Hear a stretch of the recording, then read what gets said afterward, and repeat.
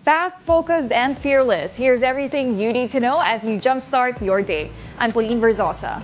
The Pampanga local government has ordered for the wider inspection of Clark Freeport to combat illegal POGO operations.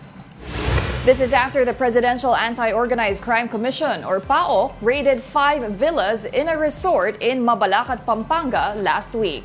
PAO said some people who escaped from the Porac raid were hiding in the resort. In an exclusive interview with News 5, Pampanga Vice Governor Lilia Pineda said the Clark Development Corporation has already started their raid. Sinabihan ko na siya kagad, linisin mo yung, tingnan mo rin yung Clark, baka may natitira pa. Baka may natitira pang may pogo dyan. Naulian ka na ng malaki, sapat, wala na sanang pangalawa pa. Pineda expressed her disappointment on the alarming presence of POGOs in her province. She said the local government is already forming an ordinance that will screen foreign investors. Magkakaroon kami ng oversight na bago tanggapin ng isang locator, ng isang investor, kailangan kami nag-screen kami. Pati yung sino nakapangalan sa korporasyon, ano yung line of business ng kausap ni Mayor. Senators have pushed the chairman of the Philippine Amusement and Gaming Corporation, or PAGCOR, to reveal the former cabinet member who allegedly lobbied for granting licenses to illegal POGOs. Senate President Cheese Escudero said if PAGCOR will not name them, the Senate should unmask the official. Senate Minority Leader Coco Pimentel shares the same sentiment. He said the revelation will also give an opportunity to the former cabinet official to defend themselves. Meanwhile, Senator Joel Villanueva said PAGCOR's revelation is enough proof to ban POGOs in the country.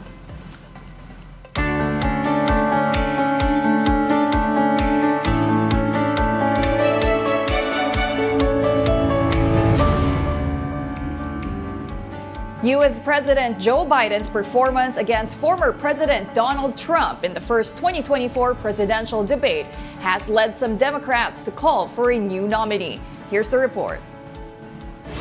Primaries have been held. Delegates committed. President Joe Biden is the presumptive nominee for the Democratic Party. Short of a true health crisis, about the only way he loses that slot is if he agrees to step aside. His stumbling debate performance against former President Donald Trump, however, has fueled calls for him to do just that. On the total initiative relative to what we can do with more Border Patrol and more asylum officers. President Trump? I really don't know what he said at the end of that sentence. I don't think he knows what he said either. But even then, the process of replacing him would be full of uncertainty. Democrats could work it out at their convention in August, the way political parties used to. Various names would be put forward, and most likely the more than 3,900 delegates from across the country would discuss, debate, and eventually decide on a new candidate. Almost all of them right now are currently pledged to Biden and approved by his campaign.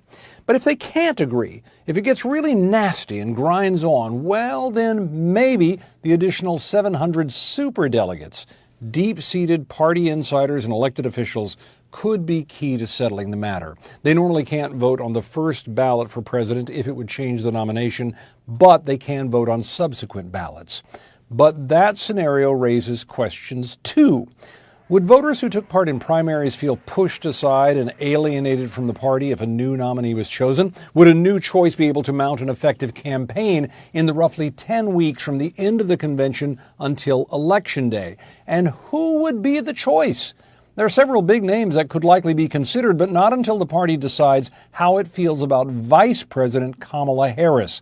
Plenty of Democratic voters and party leaders would see her as the natural heir to the nomination, and if she is not chosen, her disappointed supporters could also become a deep problem for the party in November. For now, Biden's advisors and other top Democrats are pushing back on the whole idea of him dropping out, and according to his team, the president is still looking forward to a rematch with Trump at the next debate in September. Political analyst Don McLean-Gill weighs in on the recent U.S. presidential debate. On the big story, Gill said Joe Biden's performance was concerning. He explained that the substance of the president's statements were outweighed by his poor delivery. While Donald Trump's optics were better, Giles said the former president was constantly dodging. He added that Trump took every opportunity to demean Biden to his advantage. At the end of the day, optics matter a lot, especially in these forms of engagement. But of course, if you know, the main point here was that most of the discussions were really rerouted into the competition between both candidates at the individual level, and thus a lack of substance in actually addressing pressing issues such as in foreign policy, for example, were overlooked. Let's now take a quick look at today's other headlines.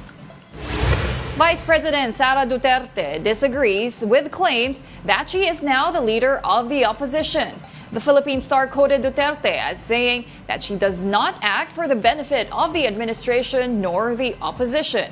This comes after her resignation as Education Secretary. And a Business World poll yields a median estimate of 3.9% for the Consumer Price Index in June. This is within the forecast of the Bangko Sentral ng Pilipinas for the month. If realized, it will be slower than the 5.4% print in the same month a year ago.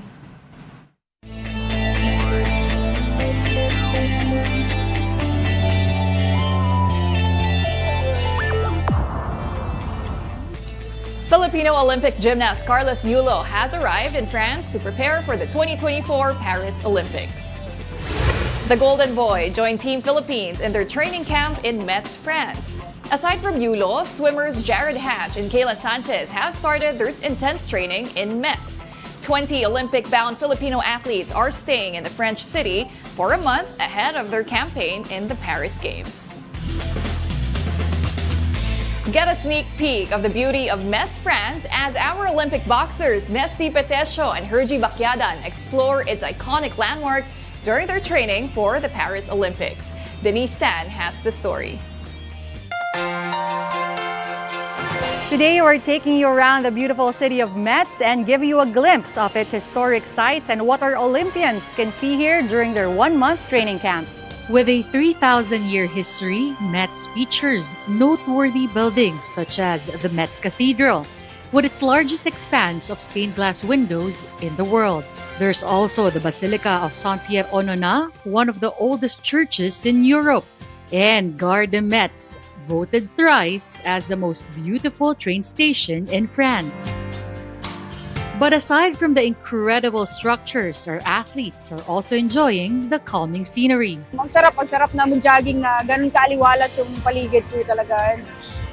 Hindi siya same na sobrang crowded talaga. Para sa akin, bilang isang atleta na mag-train dito, 10 out of 10 talaga. Sobrang ganda, sobrang relaxing ng area, and peaceful at the same time. With their minds at peace and their bodies in rhythm, it's clear that their time here in Metz has helped them find their balance. From Metz, France, Denise Tan.